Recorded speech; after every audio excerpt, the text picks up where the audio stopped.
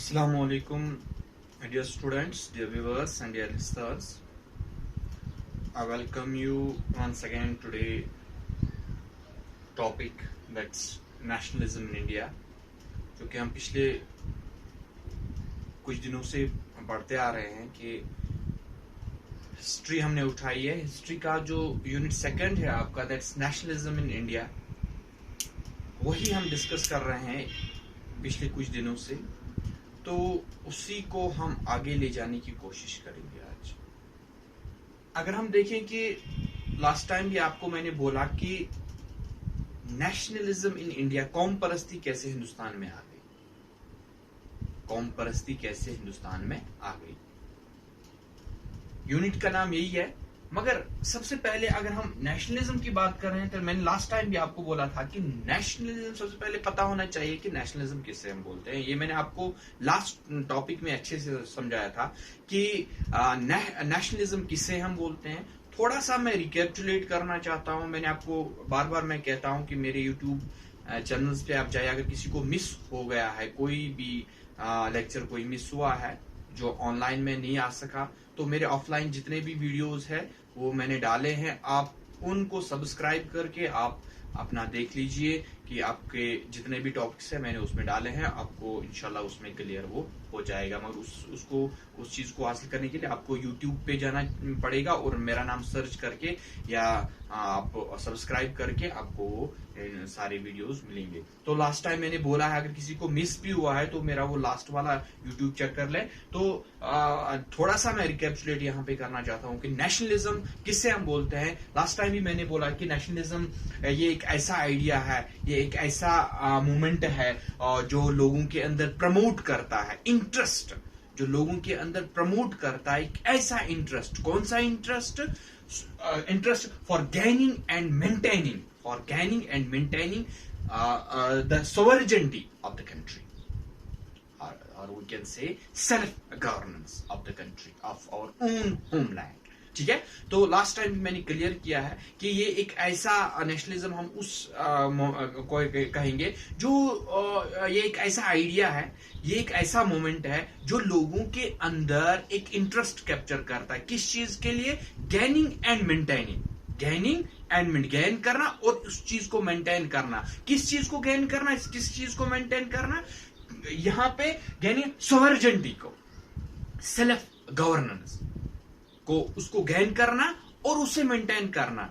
लोगों के अंदर इस चीज के लिए इंटरेस्ट कैप्चर करना, इस चीज को उजागर करना, उससे हम बोलते हैं दैट्स ए नेशनलिज्म. और मैंने आपको लास्ट टाइम भी बोला था, आज भी थोड़ा सा मैं रिकैपिचुलेट करना चाहता हूं कि नेशनलिज्म जब हिंदुस्तान में आया तो एक मोमेंट चली यहां पे.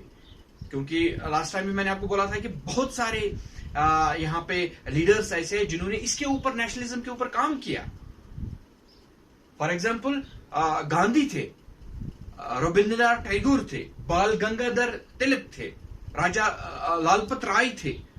तो बहुत सारे लीडर्स ऐसे थे जिन्होंने इसके ऊपर काम किया, नेशनलिज्म के ऊपर काम किया, ताकि लोगों के अंदर शूर पैदा हो जाए, लोगों को पता चले कि नेशनलिज्म है क्या, ये सोवरेनिटी है क्या, सेल्फ गवर्नेंस है क्या, इससे क्या फायदा हो सकता है. कि इनको, जैसे कि आपको पता ही है कि हिंदुस्तान के ऊपर 200 साल तक अंग्रेजों ने राज किया. मगर क्यों किया? शायद नेशनलिज्म का कंसेप्ट लोगों के जहनों में नहीं आया था.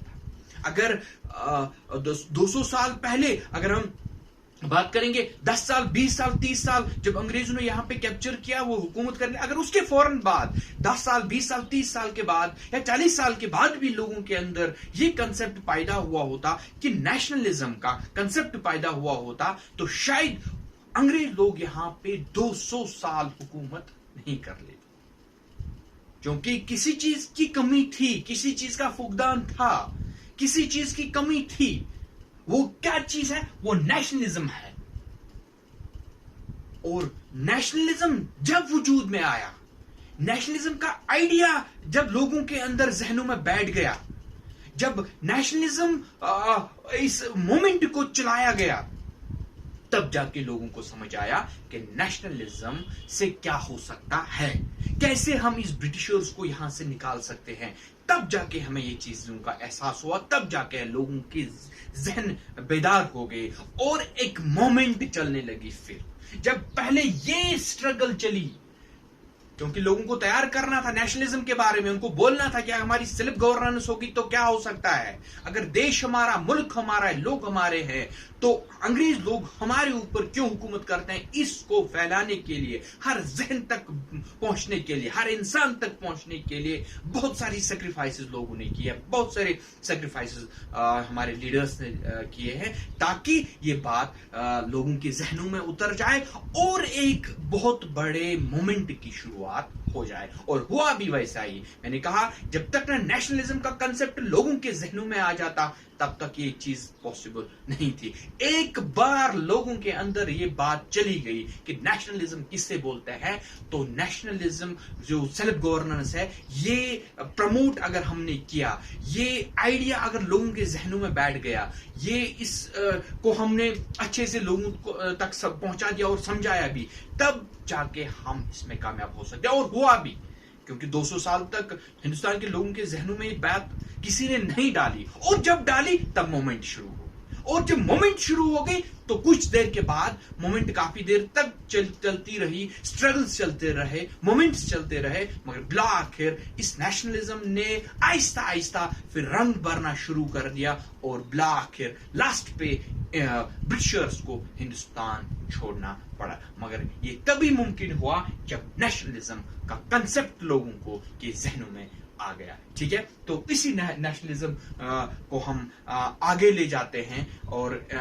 ये लास्ट टाइम भी मैंने थोड़ा सा समझाया था, आज मैंने और इसमें ऐड किया कि नेशनलिज्म हम किसे बोलते हैं। मैंने कहा कि बहुत सारे लीडर्स इसमें कोई ऐसा पर्टिकुलर किसी कम्युनिटी का लीडर नहीं था। अगर था, हिंदू भी था, मुसलमान भी था, सिख भी था, ईसाई भी था, जितने भी कल्चर्स के लोग हैं, जितने भी रिलीजन्स के लोग हैं, वो इस स्ट्रगल का हिस्सा बने।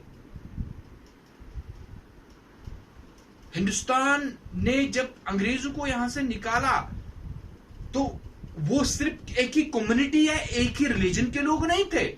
इसमें बहुत सारे लोग, बहुत ही रिलीजन्स के, हर रिलीजन के जो लीडर्स हैं वो सामने आ गए, और उन्होंने वो यूनिटी दिखाई, और फिर जाके इन्होंने ब्रिटिशर्स के लोगों को यहां से निकाला। और हिंदुस्तान जब आजाद हुआ, ऐसे ही आजाद नहीं हुआ। जब तक ना यहां पे हिंदुस्तान की अगर बात करें, no Muslims were Muslim, no Hindus were Hindus, no Christians were Christians, no Sikhs were Sikhs, but क्या थे, हर कोई इंडियन था। ये सोच के कोई ये नहीं सोचता था कि मैं मुसलमान हूं, कोई ये नहीं सोचता था कि मैं हिंदू हूं, कोई ये नहीं सोचता था कि मैं सिख हूं या ईसाई हूं। नहीं, सब ये सोचते थे कि हम हिंदुस्तानी है और हिंदुस्तान हमारा देश है और ब्रिटिशर्स को यहां से निकालना है। अगर ये चीजें होती कि मुसलमान अलग से जाते, हिंदू अलग से जाते, सिख अलग से जाते, क्रिश्चियंस अलग से जाते, या कोई और बाकी कम्युनिटीज के लोग अलग अलग से जाते, शायद फिर हम अंग्रेज लोगों को यहां पे बाहर नहीं निकाल सकते थे। हम एक ही छतरी के नीचे आ गए, एक ही अम्ब्रेला के नीचे आ गए, एक ही रस्सी को हमने जब पकड़ा, तब जाके हिंदुस्तान आजाद हुआ। यूनियन स्ट्रेंथ जिसे आप बोलते हैं। अगर कोई मुसलमान आगे जाता था,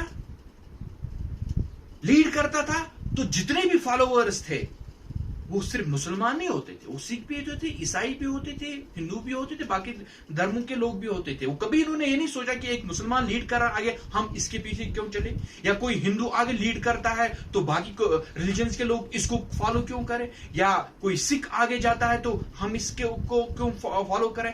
इन चीजों को अपार्ट रखते हुए, इन चीजों को अलग रखते हुए, इन चीजों को अलग रखते हुए हर कोई मोमेंट में हिस्सा लेता था, ये सोच के कि ये हिंदुस्तान है और हम हिंदुस्तानी है, और ये मुल्क हमारा है और इस पे हक हमारा है। और ये नारा जब लगा, ये सोच जब हिंदुस्तान के लोगों के अंदर बेदार होगी, तभी जाके हिंदुस्तान के लोगों ने यहाँ पे ब्रिटिशर्स को एक्सपेल किया, ब्रिटिशर्स को निकाल दिया। तो आज के लिए मुझे लगता है कि काफी है कि नेशनलिज्म का कंसेप्ट आपको अच्छे से क्लियर होगा। तो इसके बाद जो दूसरा टॉपिक है उसको हम कंप्लीट करने की कोशिश करेंगे नेक्स्ट लेक्चर में। तब तक के लिए अल्लाह हाफिज।